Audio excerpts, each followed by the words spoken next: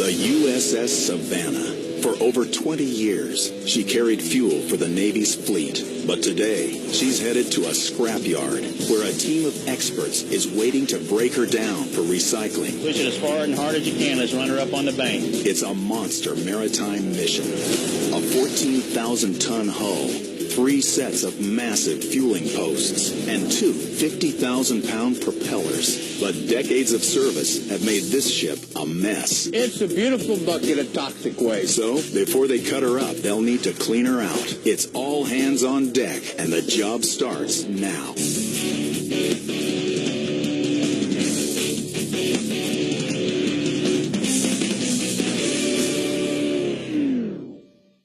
ESCO Marine, a sprawling 100-acre scrapyard and recycling operation at the southernmost tip of Texas. Dozens of decommissioned U.S. naval ships are cut up here year-round. And the USS Savannah is their newest arrival. She's just finished a 2-week tug trip from Virginia, around the tip of Florida, and into the Gulf of Mexico.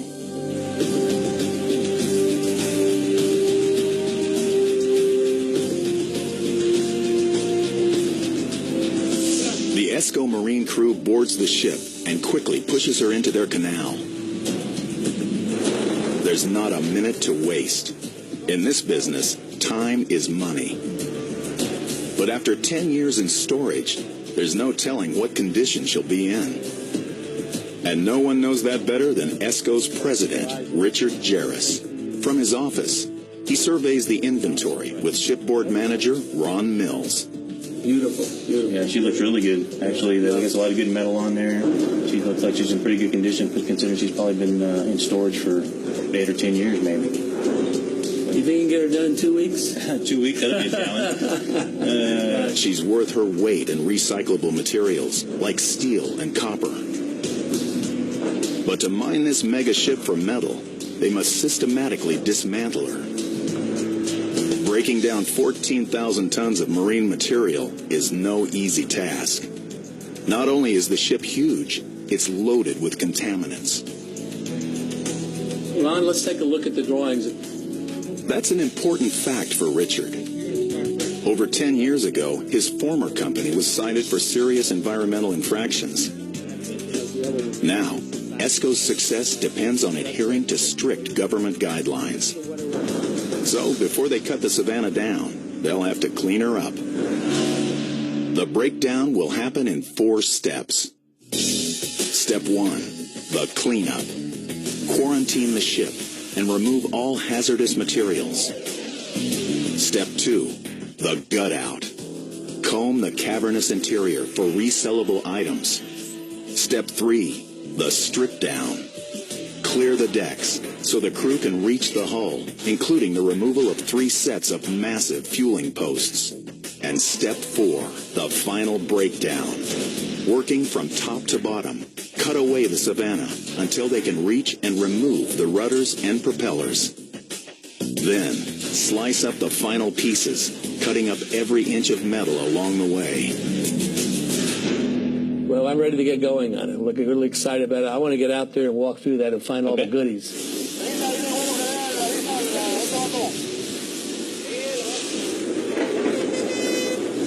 Richard may be president, but there's another man who's boss. Safety manager C.J. Meyer, a.k.a. the Enforcer. This isn't my first rodeo. He's been doing this job for 15 years and broken down dozens of ships. Okay, let's try to get all our exits and entries and arrows. I want everybody to be able to find their way in and find their way out. Until CJ and his team say so, no one sets foot on board. A lot of cable, lots of cable. Below deck, he starts his inspections with second in command, Rafael Barrera. Together, they must survey every inch of the ship. Okay, Rafa, let's see what we got here. You can get so lost down here, it'll scare you. You can turn around a corner, and if you do not have a light, or if your light goes out, you're lost, and you're feeling your way out. You always go accompanied by another person, never alone. That's one of the main #1 rules at this rodeo right here. But getting lost is the least of CJ's worries. After decades of neglect, the Savannah's full of hazards. Let's go outside and take a look out here in the bow. It's the kind of stuff we don't want right there. It'll hurt somebody. I do have a concern about that mast forward there. It's just tied up. We're going to have to make sure that thing's laid over so it doesn't fall on anyone. The Savannah may be in disrepair now, but she wasn't always in this condition. Built in 1970, the Savannah served in the Vietnam and Persian Gulf Wars. Longer than 2 football fields and 10 stories high, she was perfectly designed for her job. For over 20 years, she hauled fuel for the U.S. Navy. Her huge hull could carry 7 million gallons of fuel, far and wide. So the Navy's fleet could stay at sea longer. A tactical advantage at war or at peace. But CJ knows that all that power and capacity comes at an ecological price. The Savannah's covered in deadly contaminants, and it's his job to find them. It's an array of sampling that goes on this vessel before we're even allowed to give the okay to start dismantling. He doesn't have to search long. This equipment contains PCBs. There's toxins in the walls. All this fiberboard here, you take this paint off, there could be asbestos behind that. All of this has to come off until there's nothing but steel walls. And contaminants in the lighting. I don't want anybody breaking light bulbs. These fluorescent light bulbs that you see up here, they have mercury vapor in them. In this job, CJ's learned to expect the unexpected. You never know what you're going to find on these ships. I have found stuffed dummies sitting in a chair with a book and a hard hat like this. And you walk in total darkness and you turn and there they are, you know, and you're not expecting anyone down there. It's kind of freaky, you know, it scares you. But there's one thing that's no surprise. The Savannah is a mess. It's a beautiful bucket of toxic waste. But once you remove all the waste, you have nothing but a recyclable commodity, which is steel, copper, brass, nickel. Any kind of metal that's on this ship will be recycled. This ship will be 100% recycled. There's one area that's at the top of CJ's toxic list. Okay. The engine room. Let's see if we can get down here. Let me check this ladder well real quick. 20 years ago, this room was bustling with sailors. But today, there's only memories. And a lot of asbestos. All this white stuff you see here is probably asbestos. Asbestos is a microscopic mineral fiber that's extremely strong and heat-resistant.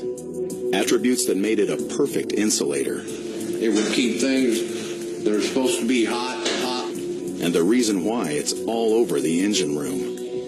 I reckon there's going to be about 400 to 500 cubic yards of asbestos that gets pulled out of this engine room.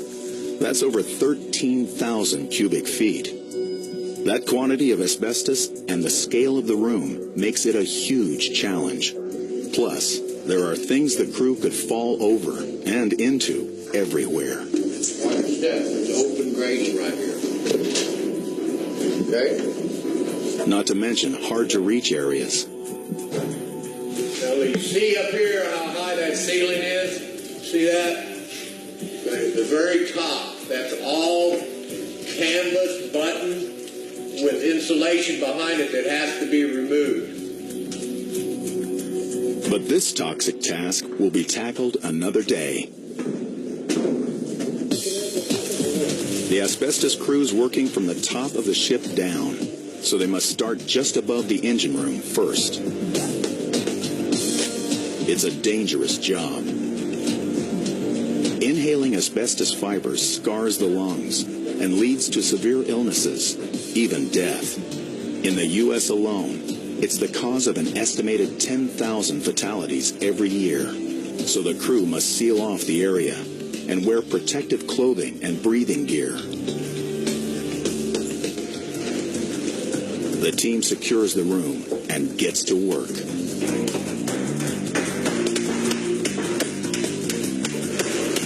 They keep the dust down with a steady spray of water.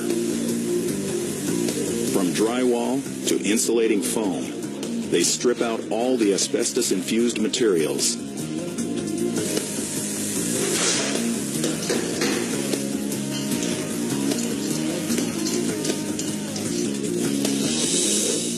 Next, they bag and tag what they remove and place it in a quarantine container for shipment to a contained landfill.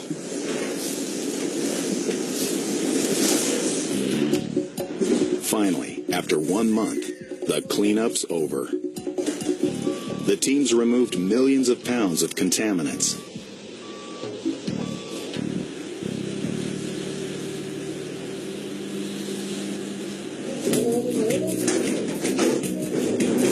It's safe for them to move to step 2, the gut out.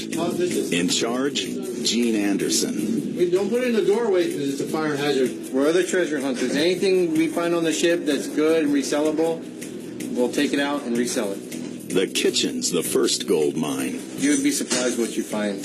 Kitchen equipment, furniture, something that we know that regular people would, like to buy, put in their house or buy for the hell of it. The crew brings every item they salvage to ESCO's warehouse. Brian Fleischman runs the store, and he sells items that would surprise even a sailor. Some of the stuff's brand new, some of it's slightly used. These are the $400 U.S. government toilet seats. Anything that can be reused, that's what we try and sell. Few life rings from the various ships. There's our bells. Lifeboat radios over here. Yep, that's for sending out Morse code. That's the antenna. Here's your earphones. Tank sounding boards. We got hand dryers. There's Army helmets. That's a big spotlight. Dummy shells.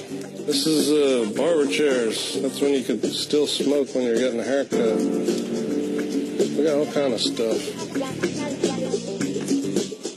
That's actually a snatch block. Anchor shackle. And these are more of the metal blocks. Pretty big, quite big to real big. It looks like a mishmash of stuff, but people walk through here and it's just unbelievable what they find. Back on the Savannah, CJ's 1 month into the gut out and happy with the progress.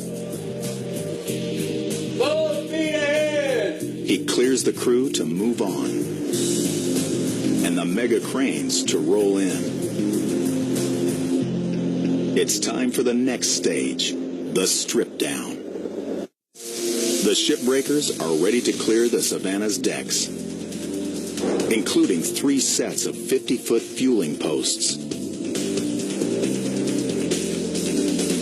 The fueling posts must be cut and lifted out. But after years of neglect, there's no telling how sturdy they are, or how easily they could collapse. That's a fact that makes shipboard manager Ron Mills extremely nervous. This is the most risky thing we'll do on this ship, there's no doubt about it. Sometimes we pick them straight, sometimes we topple them. We try to topple them as often as possible because of the risk involved. It's definitely a risk, highly risky job. But he's got the right man for the maneuver, crane operator Little Joe. Do you think you can make a clean, straight lift on that? Or is it going to need to be toppled? No, it'll be a Clean lift, right? clean lift. Okay. Their plan, remove one single mast to make room for the fueling posts to fall.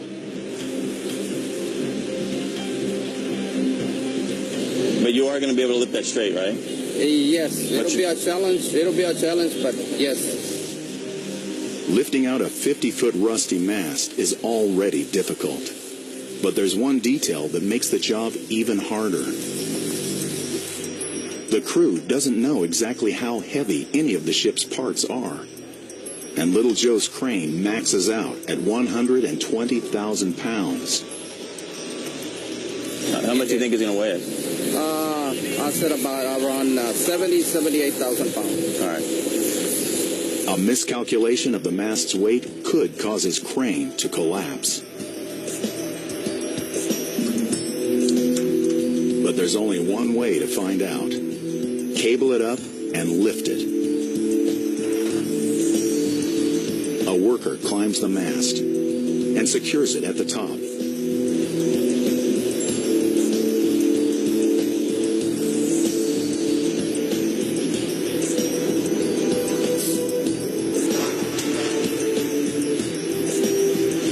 Then the burner crew begins to torch its base.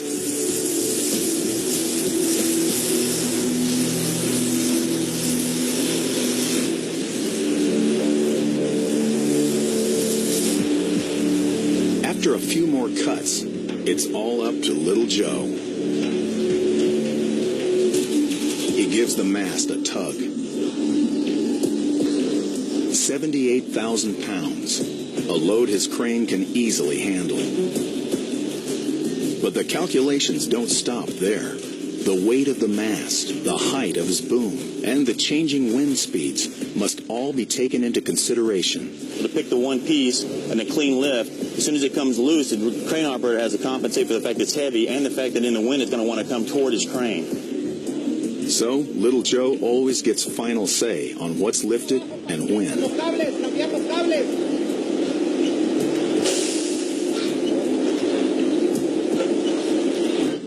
He gives Ron the thumbs up, and Ron secures the deck. Sí, por favor, no quiero seguro la escalera.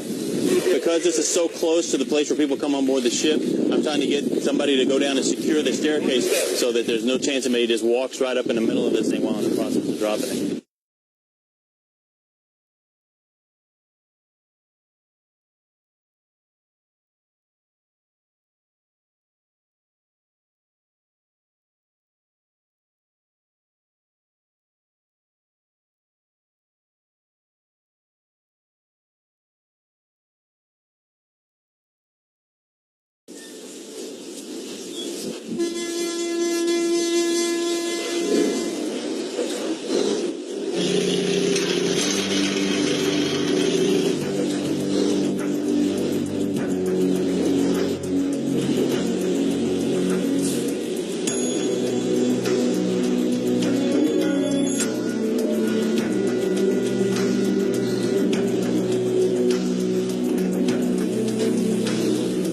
Take it to the edge.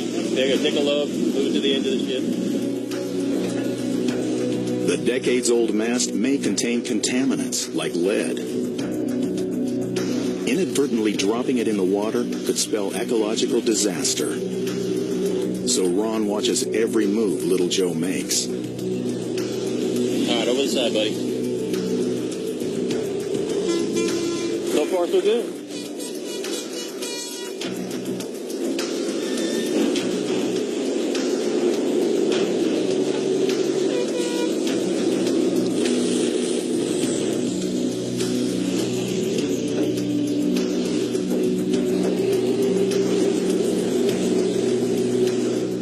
One down, 6 more to go.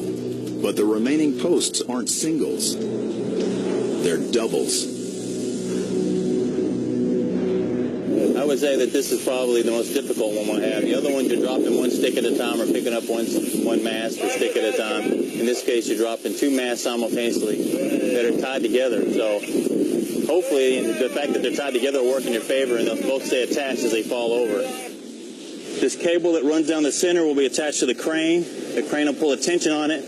They'll cut the 2 towers at the same time, and it should fall like 2 trees falling simultaneously in the woods.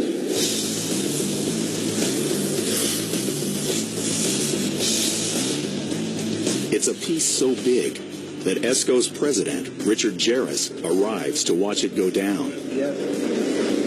Ron, we just about ready to go? Yeah, we're ready. We're going to take a strain on the cable in just a second. We got the area secured. Do you have a clear path or work? Oh, yeah, no problem. The crew rigs up the 50-foot fueling posts. cuts the bases.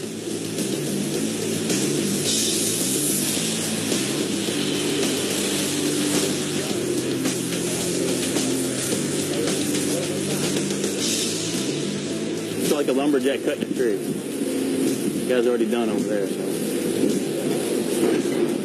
There he goes.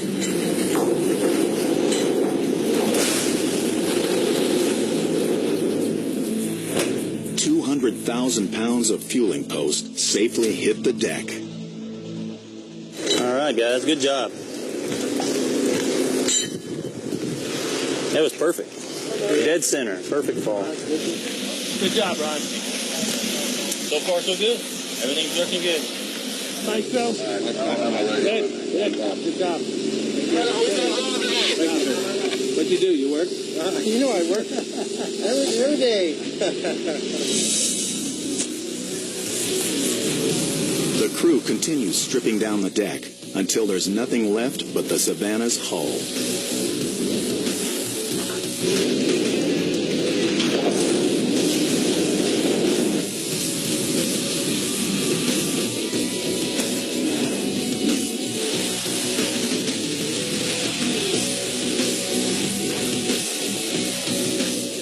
Later, it's time for her final breakdown.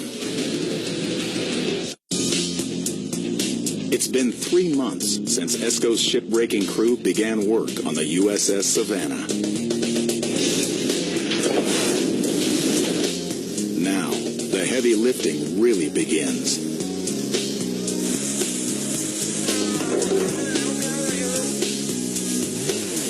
Working from top to bottom, the team must slice away at the ship so they can reach and remove her massive rudders. Next, they'll move the Savannah stern first into a slip so they can take off her 50,000-pound propellers. Then, last but not least, they'll pull her ashore and cut her up until she's gone. Shipboard manager Ron Mills gets ready to rumble. The team must start slicing through the ship's 3/4-inch thick hull. All right, that's good. It's looking good, guys. And there's only one way to do it. By hand, with blowtorches. The flame is 50% acetylene gas and 50% oxygen. The only mixture that burns hot enough to cut steel. Over 6,000 degrees Fahrenheit.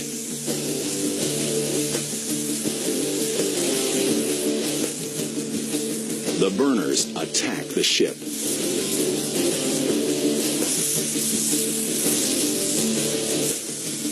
Cutting each section for liftoff is a two-step process. First, they cut the ship's skin, but leave her underlying connective ribs in place. The uncut ribs act like tabs to keep the piece in place until the team's ready to remove it.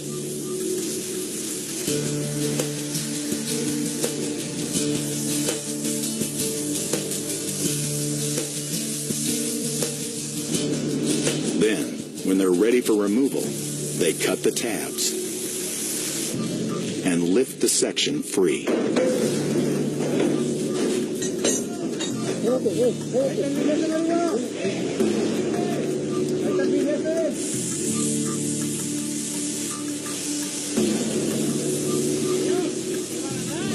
The burners can't cut a piece that's heavier than their crane can lift, so it's a job that takes years of experience.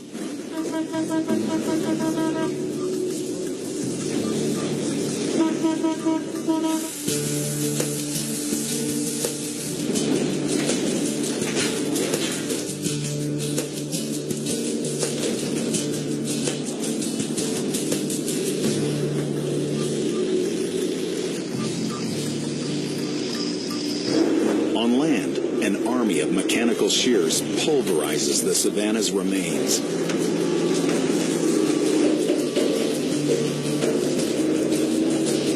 The Cat 385 is the first to feast.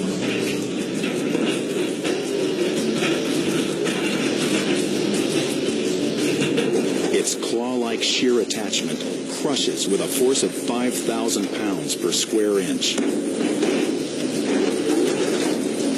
making mincemeat out of the ship.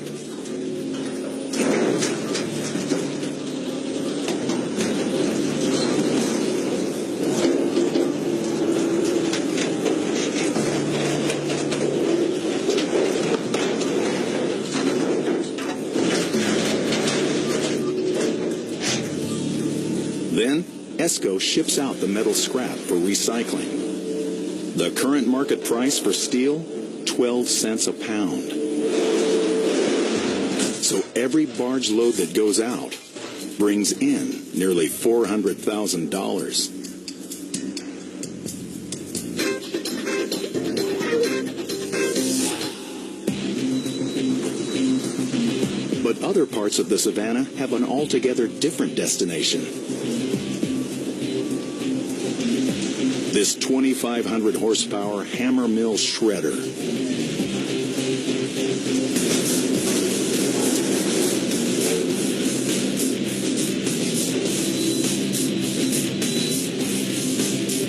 Like a mammoth metal octopus, it loads scrap to its hungry mouth, where a rotating drum, lined with 6-inch spiked teeth, pre-grinds the metal meal into bite-sized pieces. On today's menu, an appetizer of crushed cars. Then, the main course, aluminum shelving from the Savannah's kitchen.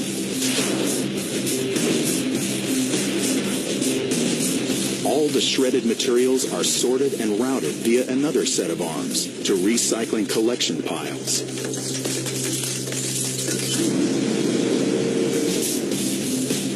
To earn its keep, this hungry monster needs to process up to 300 tons of scrap a day. So, it's fed everything, from ship parts to shopping carts.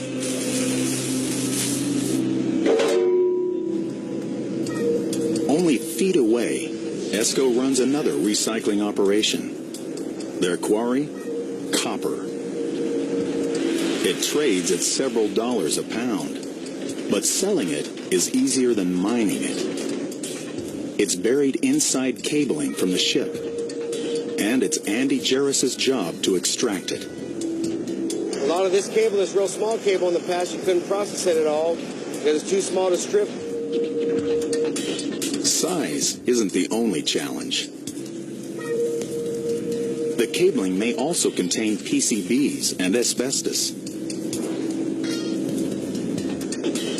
The hazard material can be on the outer layers here, it can be in the inner layers. We don't test every little piece, so we determine it all to be hazardous no matter what. The goal is simple. What we're trying to do is we're trying to keep all the copper, that's the good stuff here, and dispose of all the material around it. And Andy's got the right tool for the job. His 300 horsepower dual chopper. This cable comes all the way from outside and drops into this chopper here. This is a pre-chopper. This chopper here is going to take this material right here, all these big strands with all this big insulation and everything, and it's going to turn it into a granulated product like this right here. Next, the scrap passes through another set of choppers that cuts the material into even finer pieces. Then it moves to the separation station. Here, vacuums suck off any insulation, separating potentially hazardous material from the copper. And lastly, the copper passes through a magnetized chute that pulls out other metals like steel or nickel. The final product? Clean copper. This box right here with the price of copper today is up to about $1.80 a pound, so about 5,000 pounds, so close to $10,000 a box. And it's almost like having stacks of $100 bills in here. We like that. That's what keeps us going. Weeks later, back on the Savannah, the cut-down crew reached the ship's rudders. Two 6-story high, 260,000-pound masses of structural steel. To make matters worse, they're submerged. So the team must cut them away from the deck and lift them free from the water.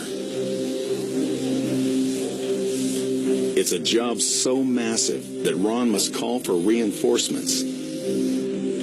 Thankfully, in this business, for every big job, there's a rig that's even bigger. The mammoth, 350-foot-tall Atlantic Giant. It's the largest floating crane in the Gulf of Mexico, capable of moving 400 tons in a single lift. And it just happens to be right down the canal.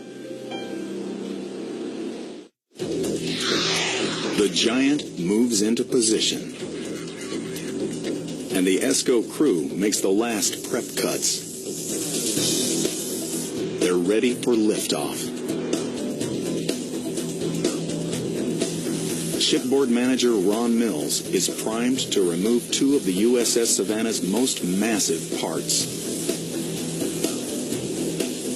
Her pair of 60-foot steel rudders. The team chains up the first rudder and makes the final cuts inside the hull.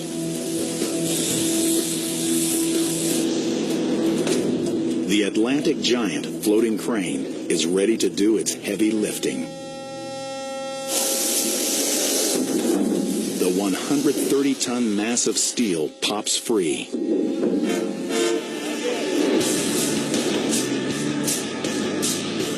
But that was the easy part. Now they have to lay it down.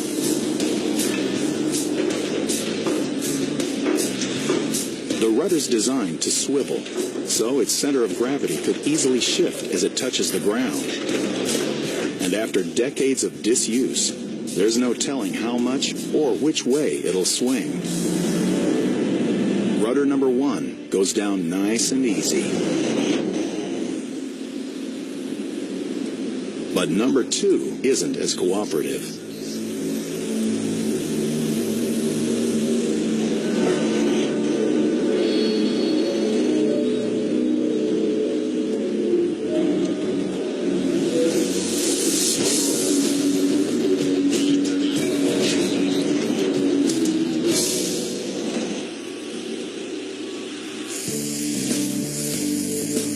The cut-down crew wastes no time in slicing them up.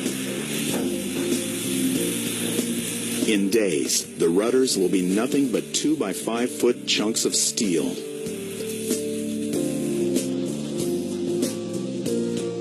Ron is elated. It always feels good to get one of these major projects out of the way. So Now he can pull the Savannah out of the canal and into ESCO's slip for the next big removal, the pair of massive propellers. all right, when I get in position, I'll call you up and we'll get ready to move. But to move the Savannah, he'll need some help. Cue the tugboats. Ranger and Courageous. All right, guys, we got this cove up here on the front corner. We want to take the bow around.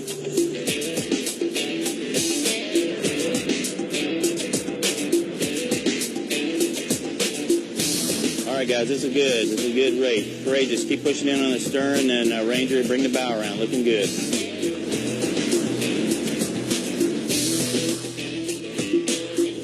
We're 50 feet off the west bank.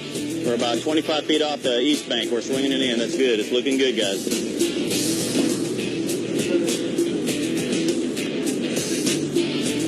It's really nice, guys.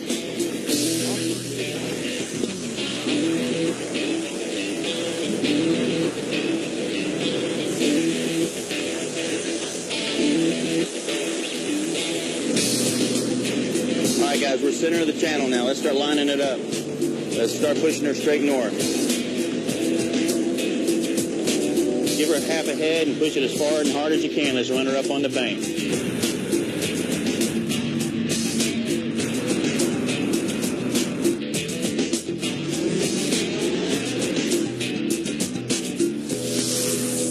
The propellers hit ground, and the tug's job is done.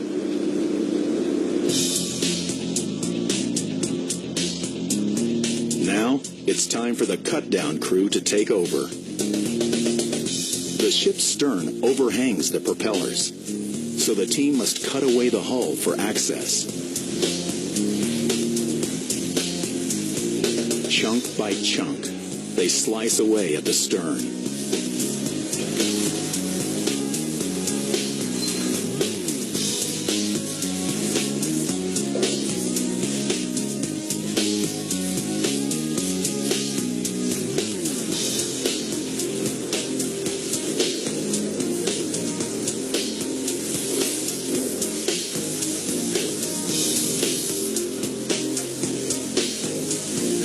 Finally, they're ready to cut free the propellers. But the propellers aren't steel, they're brass. Break out the bazooka and burning bars.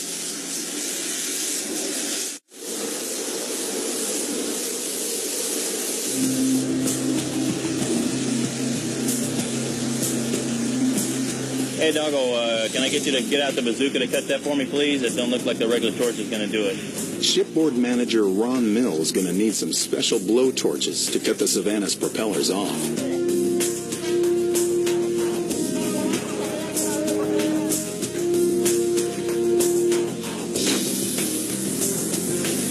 First up, the bazooka. It has an extra wide nozzle and 10 times the power of regular blow torches.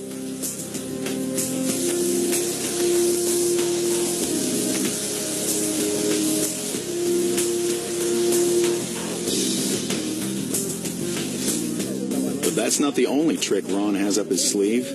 He's also got what's called a burning bar. Like an oversized sparkler, this hot rod burns at nearly 7,800 degrees Fahrenheit. Hey, Doggo, how many burning bars do you think we're going to need when we cut through that? About 15, 20 per shaft?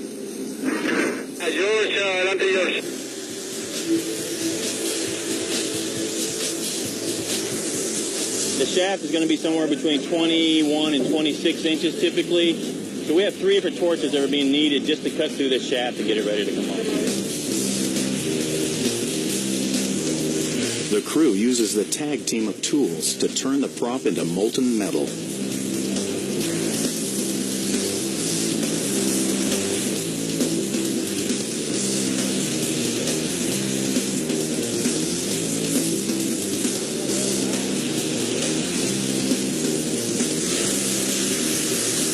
Crane operator Little Joe waits for the burners to finish so he can lift the propeller out. It's a hot day, like you're on a spring break. Yeah.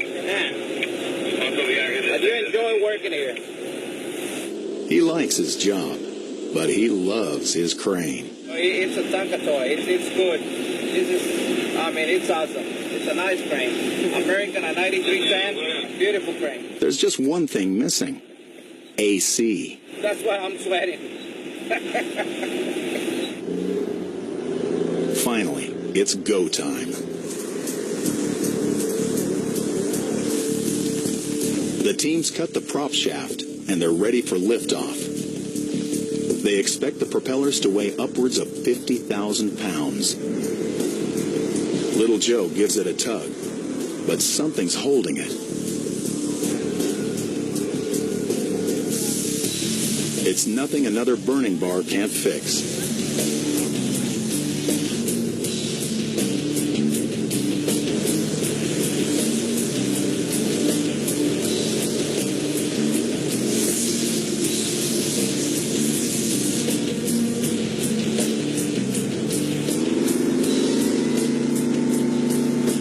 The thick mud is the last thing in their way.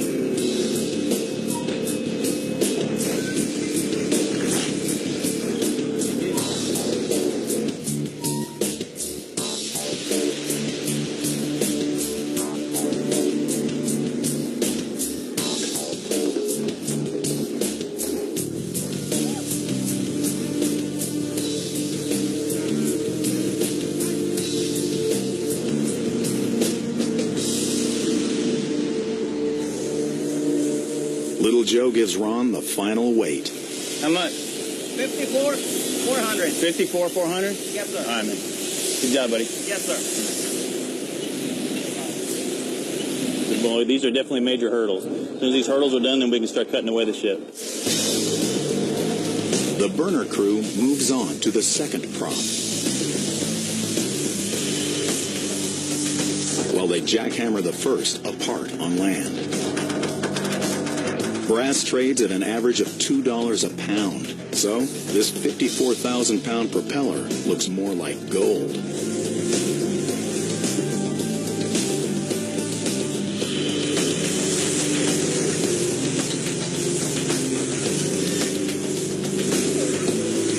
The team cuts the second propeller free and winches the Savannah farther on land,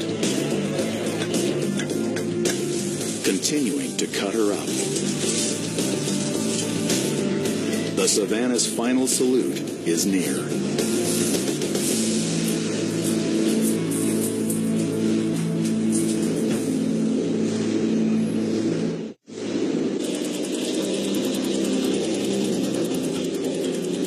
The USS Savannah is but a shadow of her former self.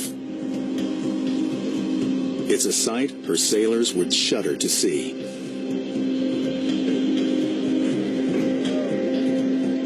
But there's a lot more work to be done.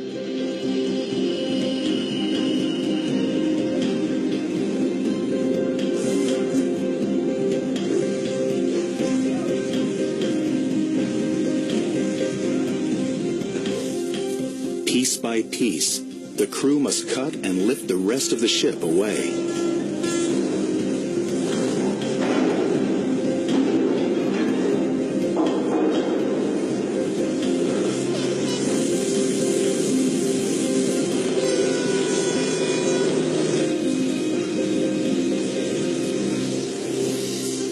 They're a week into the final cut down, and safety manager C.J. Meyer doesn't like what he sees. Oh, what we got here? That doesn't look good at all.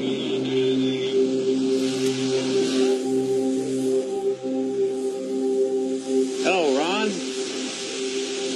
Well, I'm down here looking at the vessel, and it looks like we could have a serious problem here.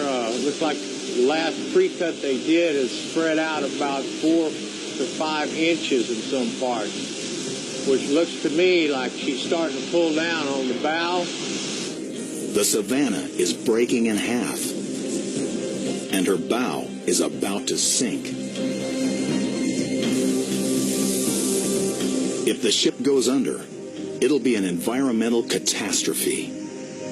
And that's a scenario CJ must avoid at all costs. So I want you to get with the guys up there and let's make sure we start taking some weight off the bow and lighten her back up, and hope that this thing will close up so that we get her pulled up before she spreads anymore. And we don't want to have this thing break right here and slip.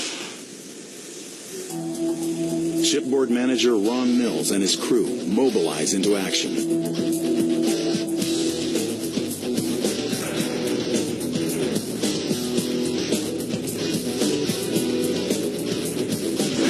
Yeah, I think if we take another 6 or 8 pieces off the front, it'll close up completely. And be all right. Has he already got that other side pre-cut? Yeah. It's going to be going. No, it's off.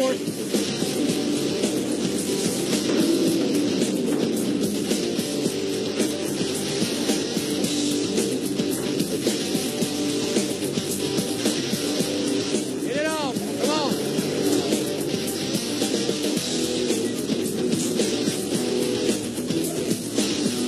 I think with maybe about 4 more pieces, we're going to be all right.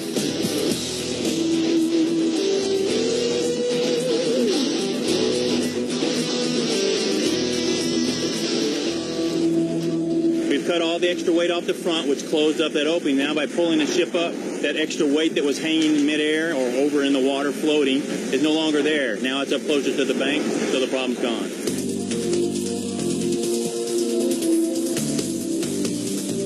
The ship stabilized, and the team quickly cuts up the final pieces.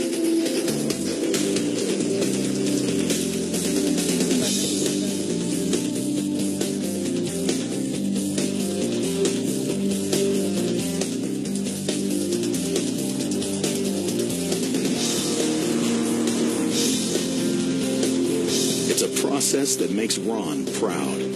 When I joined the industry, it was almost like it had a black cloud over it. It was one of these industries that no one really knew. It's a scrapyard. But over the last year or two, this green movement has taken over to take something that's a huge basic environmental eyesore and turn it into useful products and save the environment at the same time. It's awesome. This industry may have a way to go until it's totally green. But there's one thing that's for sure. After 5 months, 14,000 tons of ship is gone.